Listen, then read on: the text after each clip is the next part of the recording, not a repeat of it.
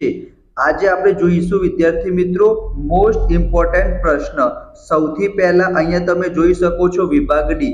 તો વિભાગ ડી માટે તમારે બે જ ચેપ્ટર કરવાના છે, બીજું ચેપ્ટર અને પાંચમું ચેપ્ટર। બીજું ચેપ્ટર એસિડ બેઝ અને ક્ષાર, એનામાંથી વિદ્યાર્થી મિત્રો 4 માર્ક્સના પૂછાશે।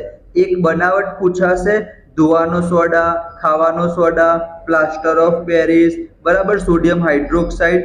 એક બનાવટ એક ઉપયોગ પૂછાશે 4 માર્ક્સમાં। પીએચ માપક્રમ પૂછાઈ શકે છે, બરાબર, કોઈ પણ એનું મહત્વ સમજાવો જમીનમાં છે એ પ્રમાણે। તો બે બીજા ચેપ્ટરના પૂછાશે અને બે વિદ્યાર્થી મિત્રો પાંચમું ચેપ્ટર જૈવિક ક્રિયાઓ એ પૂછાશે।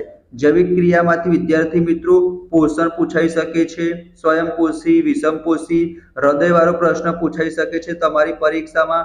એના સિવાય પાચન તંત્ર તમે કરી દેજો સરસ રીતના, શ્વસન તંત્ર કરી દેજો અને ઉત્સર્જન તંત્ર કરી દેજો।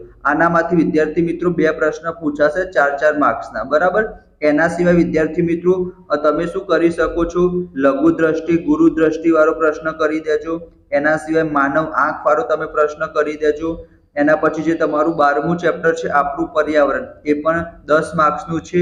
તો કચરાના નિકાલની સમસ્યા કરી દેજો, ઓઝોન સ્તર વાળો પ્રશ્ન કરી દેજો, નિવસન તંત્ર કરી દેજો, આહાર શૃંખલા કરી દેજો। આ બધા મોસ્ટ ઇમ્પોર્ટન્ટ પ્રશ્ન છે વિદ્યાર્થી મિત્રો, ઘરેલું વિદ્યુત પરિપથ।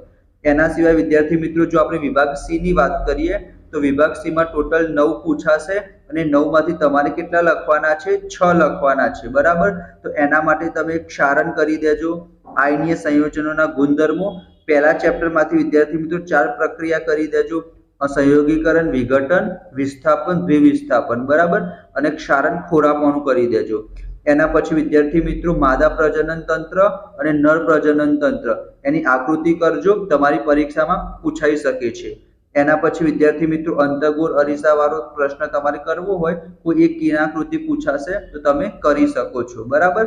એના પછી વિદ્યાર્થી મિત્રો 10મું ચેપ્ટર જે તમારું વિદ્યુત છે એ પણ 10 માર્ક્સનું છે। તો 10મું ચેપ્ટર પણ સરસ રીતના તમે યાદ કરી લેજો।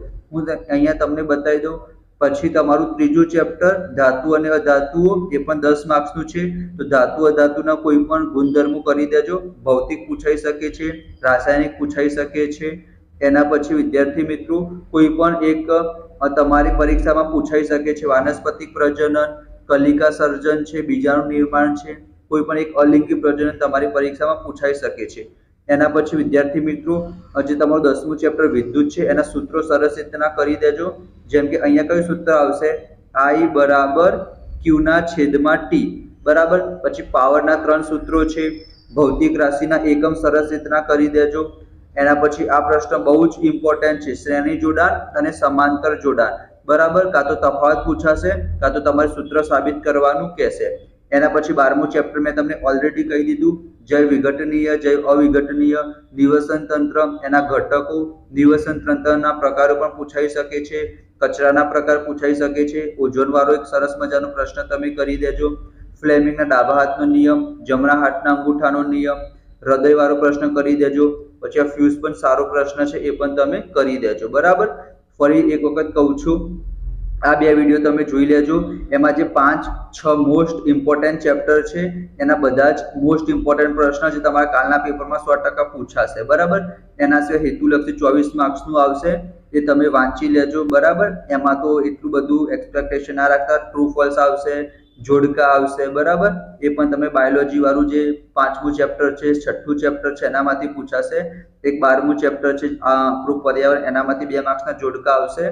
તો એ તમે સરસ રીતના યાદ કરી લેજો, ટેન્શન ના લેતા, કાલનું પેપર સરસ જશે, સહેલું આવશે, તમે લખીને આવજો, 100% વિદ્યાર્થી મિત્રો તમે પાસ થઈ જશો। અને ગણિતમાં પણ આપણે વિડીયો બનાવેલા છે, એ જોઈ લેજો જો તમારે ગણિતનું પૂરક પરીક્ષાનું પેપર આપવાનું હોય તો। કાલના માટે ઓલ ધ બેસ્ટ। તમારી ચેનલ છે, વિડીયો પસંદ આવ્યો હોય તો ચેનલને સબસ્ક્રાઇબ જરૂર કરજો અને બે વિડીયો વિદ્યાર્થી મિત્રો જોઈ લો। મળીશું આપણે નેક્સ્ટ વિડીયોમાં, ત્યાં સુધી જય Shri Krishna, Radhe Krishna, thank you so much.